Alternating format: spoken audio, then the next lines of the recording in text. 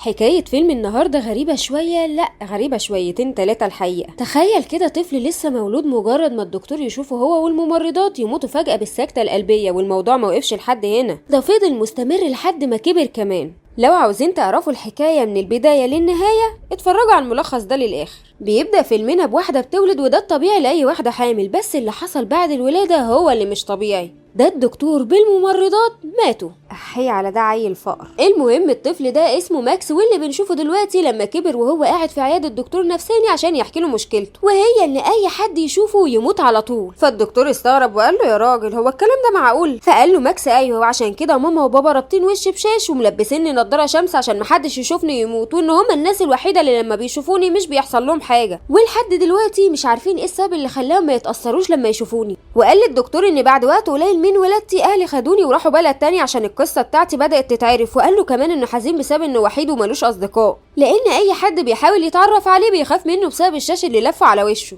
والدكتور فضل يسمعه، بعد كده قال له انه مش مصدقه وان القصه دي مجرد خيال في دماغه، وعلشان هو دكتور قلبه جامد ومفيش منه اتنين طلب منه يقلع النضاره ويشيل الشاش اللي على وشه. في الوقت ده اهل ماكس كانوا مستنيين بره، وفجاه سمعوا صوت هبد جامد، ولما فتحوا الباب شافوا الدكتور وهو ميت على الارض. خلي فضولك ينفعك بقى يا دكتور. المهم بعدها البوليس وصل المكان وحقق مع اهل ماكس كمان، وقال لهم ان الغريب في كل مره يوصل لنا بلاغ عن موت حد بيكون ماكس موجود في المكان، لكن عشان مفيش اي شبهه جنائيه والدكتور مات موته طبيعيه سابوا ماكس يروح معاهم. ولما وصلوا البيت صاحب ماكس الوحيد كان بيتعشى معاهم، وبعد ما خلصوا ودخلوا الاوضه طلب ماكس من صاحبه وقال له بص خد الحجر ده وضيع لي ملامح وشي، مش عايز يبقى ليا ملامح. ودان صاحبه رفض في الاول، بس ماكس صمم، وده عشان فاكر انه لما يبوظ ملامح وشه فكده لما حد يشوفه مش هيموت، واقنع صاحبه بالفكره وضربه. المهم بقى ماكس لما وصل المستشفى كل اللي موجودين كانوا مستغربين شكله، اللي هو ايه اللي انت عامله في نفسك ده، نضاره وشاش وايه الليله دي كلها. وهو من كسوفه طلب من بنت قاعده اسمها اليكس مجله، قال يعني عشان يقرا، لكن كان عشان يغطي وشه،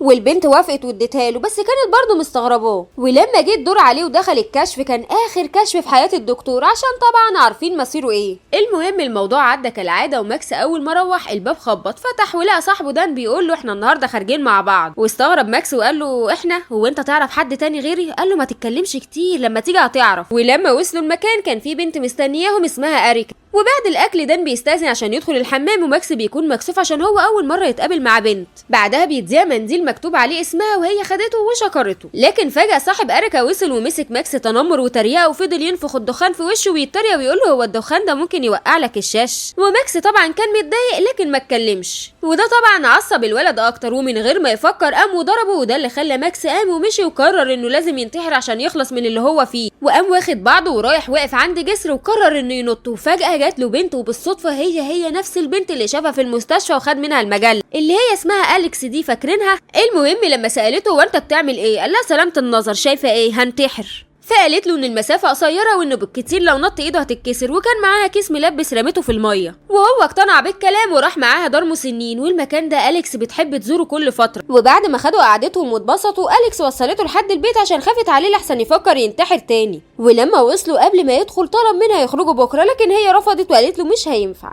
في الوقت ده كان دان صاحب ماكس قاعد مستنيه جوه البيت، وقال له انت ازاي تسيبني اتضرب وما تحوش عني؟ قال له ما تخافش، ما انا خدت نصيبي واتضربت زيك. المهم قعد ماكس يحكي لصاحبه عن اليكس وقد ايه هي جميله ونفسه يشوفها تاني، فصاحبه اقترح عليه يروح المكان اللي شافها فيه اول مره يمكن يلاقيها. وفعلا تاني يوم لما راح شافها وقال لها انت لازم تخرجي معايا عشان لو ما خرجتيش انا ممكن انتحر. فقالت له خلاص هخرج معاه بالسهوله دي. وبعدها خدها ووداها سوبر ماركت وجاب لها زي الملبس اللي رمته في الميه عشان هي بتحبه، بس هي رمت كام واحده كده عشان جاب لها كتير قوي، ومش مبالغه هو فعلا جاب لها كتير لدرجه انه ملا بيه بانيو. وبيبدا ماكس يحكي لها حكايته، بيقول لها انه اي حد بيشوف وشه بيموت عشان كده اهله مخبيين وشه. فبترد عليه وبتقول له مش انت بس اللي عندك حاجه غريبه، انا كمان عندي جهاز متصل بقلبي وبيسجل نبضاته، واي زياده او نقصان في عدد الضربات قلبي بيسجلها وممكن في اي لحظه اموت. وبعد كده قالت له بقول لك ايه، بدل الكآبه دي ما تيجي نروح سينما، انا نفسي قوي اروح من بدري وما عنديش حد اروح معاه، وفرصه انت موجود نروح مع بعض. ولما راحوا ماكس كان فرحان جدا لانه اخيرا لقى حد زيه ملوش صحاب. وتاني يوم ماكس اتصل على اليكس عشان يخرجوا سوا، لكن هي قالت له انها مع مامتها في المستشفى ومش هينفع تسيبها. لكن لما بتقفل بنعرف ان هي اللي في المستشفى، وده بسبب ان نبضات قلبها زايده عن المعتاد.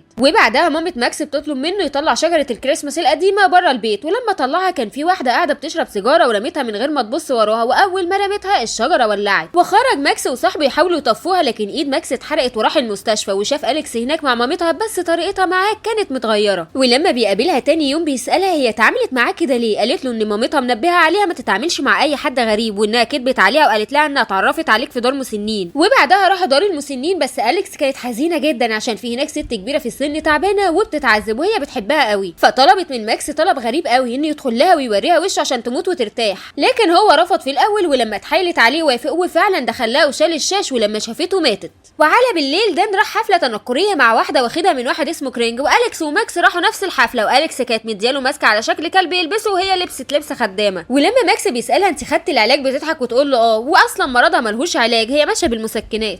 وبعدها بشويه بيسمعوا صوت عالي وخناق، فبيروح ماكس على الصوت وبيلاقي كرينج في وشه، واللي بيمسك ماكس بالعافيه وبيقلعه الماسك عشان ينتقم من صاحبته وتموت.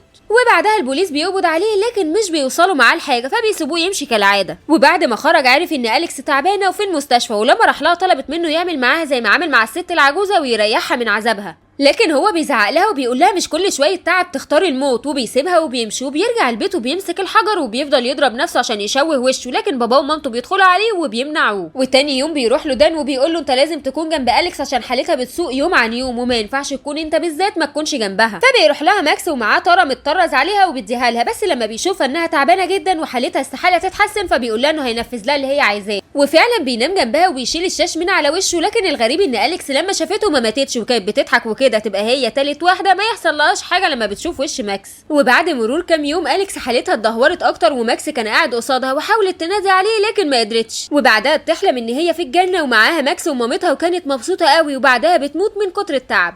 وطبعا ماكس لما عرف كان حزين قوي عليها وكان حاسس انه تايه ورجع وحيد من تاني. وبعد فتره كرينج راح لماكس البيت، لكن ماكس نسي وفتح الباب من غير ما يكون لابس الشاش، وطبعا اول ما شافه طب ساكت، يلا خد الشر وراح، ما هو داين تدان. وكده بنعرف ان السبب اللي خلى أليكس ما تموتش لما شافت ماكس هو حبها الحقيقي ليه زي مامته وباباه ما كانوا بيحبوه. ولحد هنا اقدر اقول لكم توته توته خلصت الحدوته. استنونا في فيلم جديد وقصه جديده، وما تنسوش تقولوا لنا رايكم كده في الكومنتات لو انتوا مكان ماكس هتعملوا ايه. ولو عجبكم الملخص يا ريت تعملوا لايك وسبسكرايب للقناه وتفعلوا زر الجرس عشان يوصل لكم كل جديد.